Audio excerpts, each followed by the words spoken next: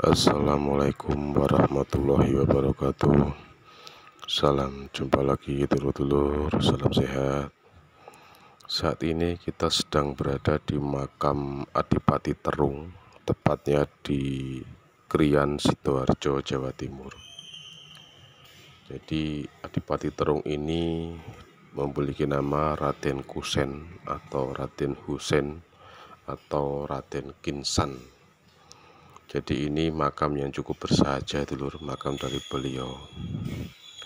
Raden Kusen ini merupakan putra dari Aryo Dilah atau Aryo Damar, sang penguasa dari Palembang. Jadi masa kerajaan Majapahit dulu ya, beliau hidupnya. Lalu beliau ini masih bersaudara satu ibu dengan Raden Patah yang kelak menjadi Sultan Demak gitu.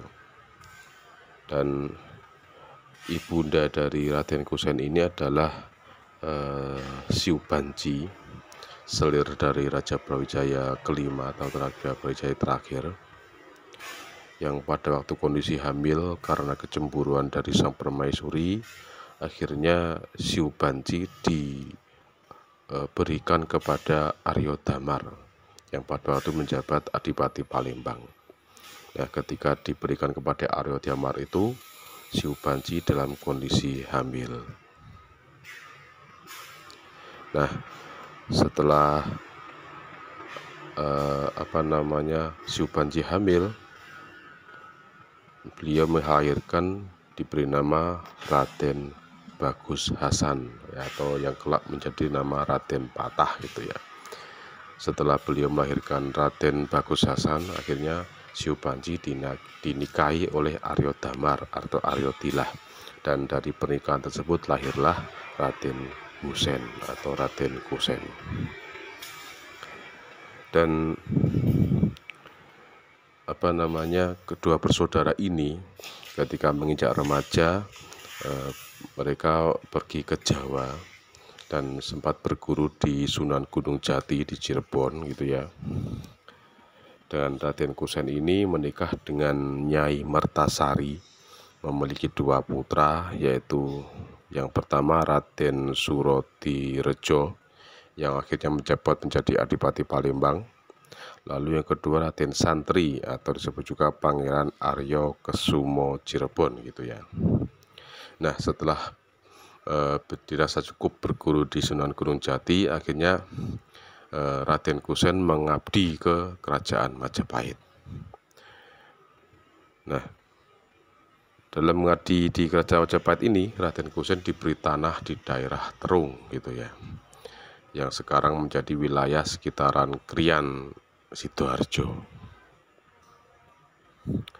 Nah, karena perubahan politik pada masa pemerintahan Raja Brawijaya, akhirnya terjadilah kudeta yang mengakibatkan Raja Brawijaya kelima harus tersingkir dari keratonnya dan digantikan oleh bisa dibilang keponakannya sendiri, yaitu Girindrawardhana, yang akhirnya menobatkan dirinya menjadi Raja Brawijaya ke-6.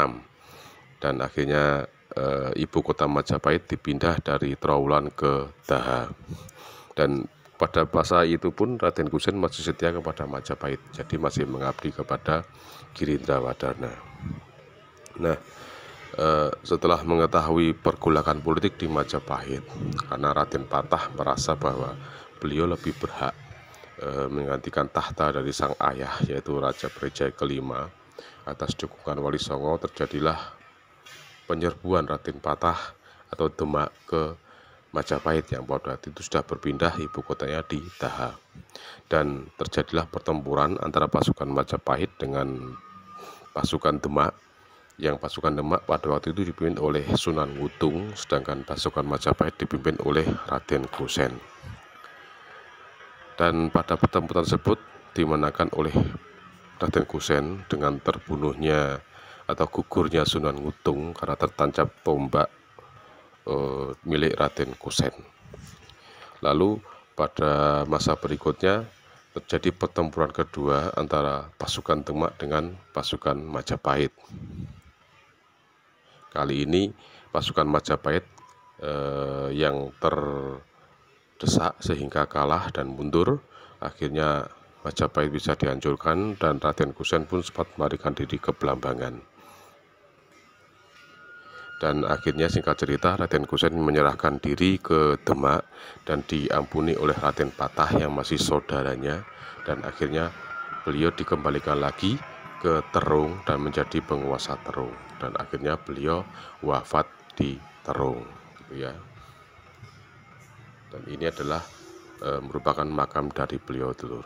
Oke Telur, mungkin sampai di sini jumpa kita. Tetap sehat agar kita bisa jumpa lagi dan belusuan lagi di lain waktu dan lain tempat. Dan wassalamualaikum warahmatullahi wabarakatuh.